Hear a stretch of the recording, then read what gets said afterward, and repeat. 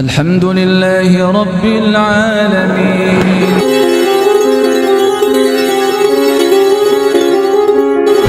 Kalau orang stroke itu ingatannya masih ada, akalnya masih waras, itu tetap terkena kewajiban sholat, tapi sholatnya sekemampuannya. Mudah-mudahan Allah Subhanahu wa Ta'ala memberikan kebaikan kita hari ini dan setelah hari ini, dan kita dihindarkan oleh Allah dari segala keburukan hari ini dan setelah hari ini. Rabbi as'aluka khaira ma fi hadzal yaum wa khaira ma ba'dah, wa a'udzubika min syarri ma fi hadzal yaum wa syarri ma ba'dah.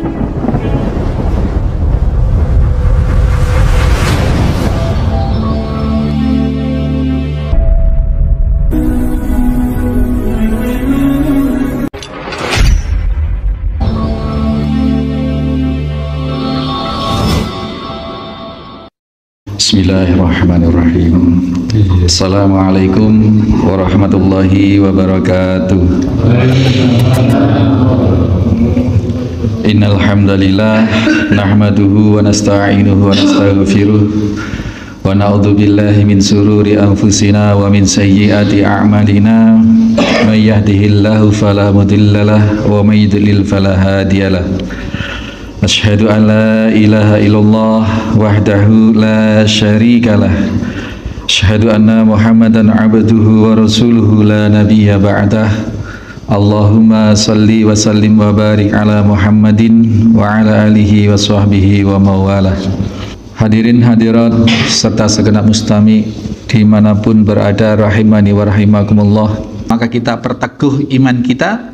Supaya iman kita mantap, yakin, maka kita harus menggali ilmunya.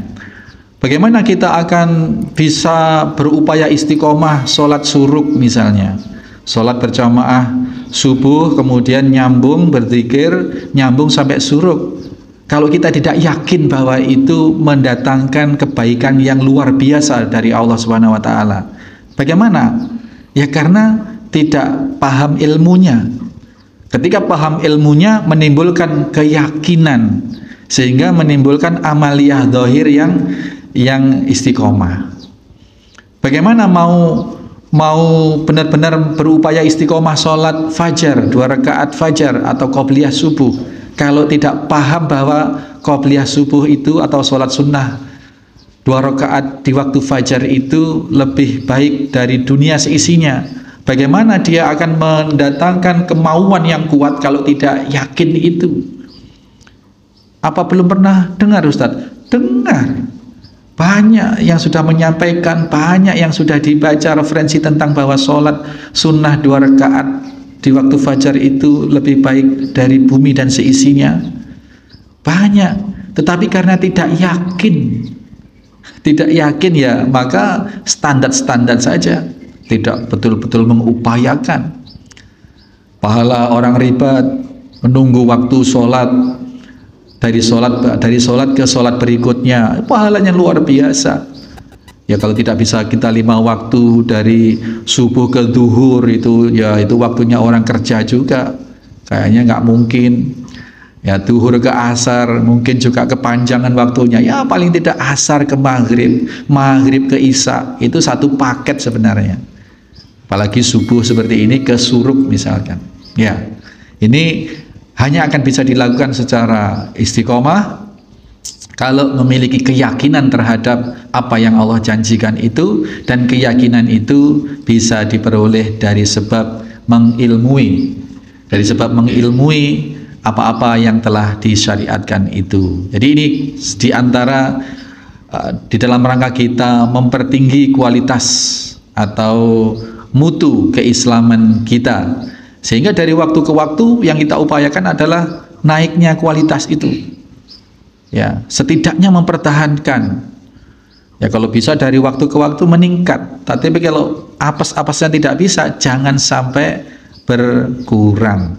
Kemarin waktu kita membahas tentang al-qayyis, orang yang bermuhasabah, yang mengatur diri setiap pagi dengan panduan doa sekaligus komitmen kepada Allah dari baginda Nabi SAW untuk kita semua. Allahumma inni as'aluka ilman nafi'a wa rizqan thayyiban wa amalan mutaqabbala. Nah ini terus kemudian dalam rangka kita menjamin memohon jaminan kepada Allah bahwasanya sehari ini nanti kita akan hanya melakukan yang baik-baik saja, bisa meninggalkan segala sesuatu yang tidak bermanfaat bagi kita dunia maupun akhirat, ya, tidak bermanfaat. Maka Rasul juga mengajarkan satu doa, Rabbi inni as'aluka khairam min hadzal yaum. Masya Allah, ya Allah, sesungguhnya aku memohon kepadamu kebaikan pada hari ini, wa a'udzubika min syarri ma fi hadzal yaum, dan mohon hindarkanlah kami dari keburukan dalam hari ini. Ini merupakan bentuk penyandaran kita bahwa yang bisa memberi kebaikan hanyalah Allah, dan yang bisa menjerumuskan kita dalam keburukan hanyalah Allah. Karena Allah lah yang menggenggam hati kita, yang membolak-balik hati kita, yang menskenario perjalanan hidup kita. Maka termasuk hadis yang terakhir tadi itu sebatas contoh hadis dhaif. Ya, jadi janganlah bertanya kepada seseorang tentang kenapa memukul istrinya. Ini betul-betul sesuatu yang tidak layak untuk kita tanyakan, dan itu sama sekali tidak bermanfaat bagi kita. Demikian untuk bab muraqabah, ini sudah selesai, panjang sekali. Ada 9 hadis, yang hadis itu ada yang panjang-panjang, dan insyaallah ta'ala kita yang akan datang memasuki bab yang ke-6, yakni bab takwa. Dari sini kita ada ruang yang cukup untuk berdialog, berdiskusi, memberikan feedback tentang hadis yang sekarang yang masih terkait dengan hadis yang kemarin. Jadi 3 hadis ini sebenarnya bisa dibahas dalam satu pembahasan, ya, jadi saling melengkapi dan temanya juga saling keterkaitan. Monggo persilahkan bagi yang ingin menyampaikan segala sesuatu. Wonten Pak? Nggih Pak Haji. Terima kasih. Tadi disinggung kalau sudah mendekati ajal, kurang harus sempurna itu. Tapi tiba-tiba ya namanya sudah keluar. Tiba-tiba kena sakit stroke lama mungkin sampai 3-4 tahun. Nah itu semuanya kan tidak seperti yang normal lagi Pak. Yeah. Mungkin mohon penjelasan. Iya betul Pak, ini sering sekali terjadi. Kadang tidak stroke, kadang malah koma bertahun-tahun. Nah begini, ukuran kewajiban syariat itu adalah seseorang apabila ingatannya atau berakal ya Pak ukurannya. Jadi bukan orang yang cacat fisik, tidak. Cacat fisik sekalipun kalau berakal itu masih terkena kewajiban syarak, sholat, puasa. Tapi semua tadi itu sholat, puasa, zikir, zakat itu masih masuk istato'ah, sebatas kemampuan. Sehingga kalau orang stroke itu masih ingatannya masih ada, masih akalnya masih waras, itu tetap terkena kewajiban sholat, tetapi sholat sekemampuannya. Bahkan kalau pakai isyarat sekalipun, pakai kedip, ini boleh Pak. Jadi ini sekaligus inilah yang kita sampaikan kepada keluarga pasien. Kalau kita kan sering masuk ICU ya, doakan orang-orang sakit itu, ya kita tanya pada dokter, dok ini kesadarannya masih bagaimana? Oh masih bisa ini Ustadz, masih bisa komunikasi. Kalau begitu keluarganya kita kasih nasihat, ini harus dikawal setiap 5 waktu. Kalau misalkan kesulitan 5 waktu sholatnya, ya dijamak qashar tidak masalah, kita ajari caranya.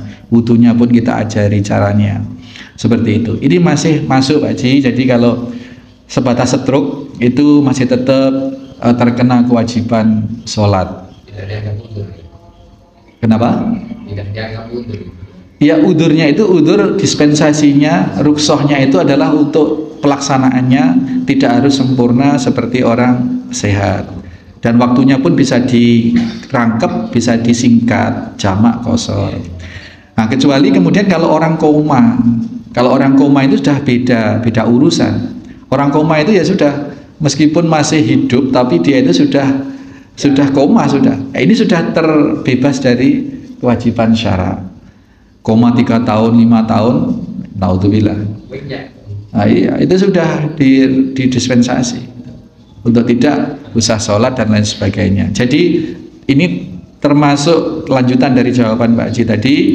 Kalau kemudian orang stroke, terus keluarganya nggak paham sehingga dibiarkan, tidak diajari, tidak dibimbing untuk sholat setiap waktu atau di jamak, itu kemudian suatu saat dapat setahun atau dapat 2 tahun meninggal. Nah terus mereka akhirnya menghitung, mengkalkulasi setahun itu 356 hari, kalau 2 tahun berarti 682 hari, dikalikan 5 waktu, sholatnya dihitung itu, kemudian dikerahkan masyarakat untuk sholat sebanyak itu dalam rangka mengkodok. Ini tidak ada tuntunannya Pak, ini tidak ada jalur pensyariatannya. Karena apa? Karena orang yang masih hidup akalnya tadi itu masih tetap terkena kewajiban sholat. Sehingga hal-hal yang demikian ketika kita sudah paham ya kita harus berhati-hati. Kalau kita sayang kepada keluarga kita yang sedang stroke tadi itu, ya kita harus betul-betul mendampingi, menyelamatkan dunianya dalam arti kita rawat dengan sebaik-baiknya, kita datangkan medis yang baik gitu. Akhiratnya juga kita dampingi, kita selamatkan. Ngoten nggih Pak nggih? Kirang langkung ngoten nggih. Nggih.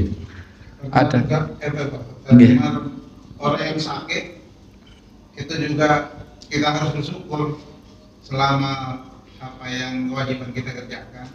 Selama sakit, dosa kita akan berkurang. Itu yang harus kita syukur. Sakit itu juga membawa nikmat bagi kita karena dosa-dosa kita akan berkurang. Betul Pak, betul sekali, betul. Jadi orang yang sadar terhadap hal itu tentu tidak hanya bersabar di dalam menghadapi musibah itu, tetapi dia ridho dan tadi itu pada tahap yang tertinggi yakni bersyukur. Orang yang dikasih ini kembali kepada kepemahaman, ilmu.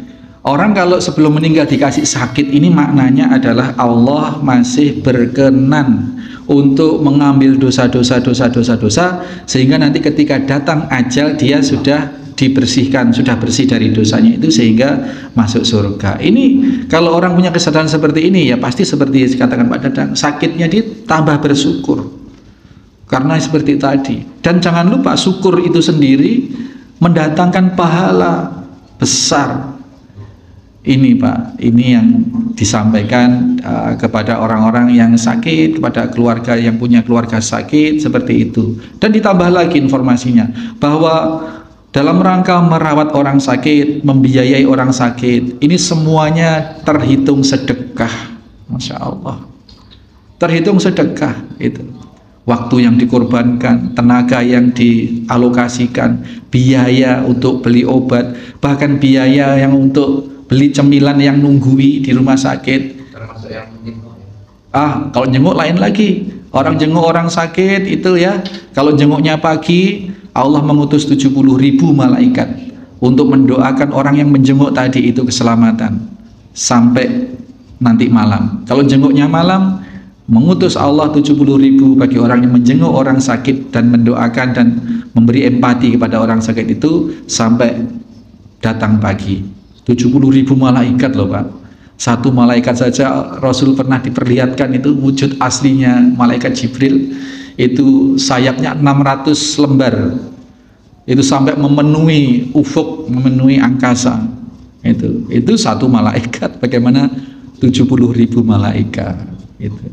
Ini jadi luar biasa sebenarnya kalau orang yakin, orang beriman dan berdasarkan keilmuan tidak ada yang tidak baik di dunia ini. Semuanya baik dan semuanya atas kasih sayang Allah Subhanahu wa taala. Mudah-mudahan Allah Subhanahu wa taala memberikan kebaikan kita hari ini dan setelah hari ini, dan kita dihindarkan oleh Allah dari segala keburukan hari ini dan setelah hari ini. Rabbi as'aluka khaira ma fi hadzal yaum wa khaira ma ba'dah wa a'udzubika min syarri ma fi hadzal yaum wa syarri ma ba'dah. Subhana rabbika rabbil izzati amma yasifun wa salamun alal mursalin walhamdulillahi rabbil alamin. Assalamualaikum warahmatullahi wabarakatuh.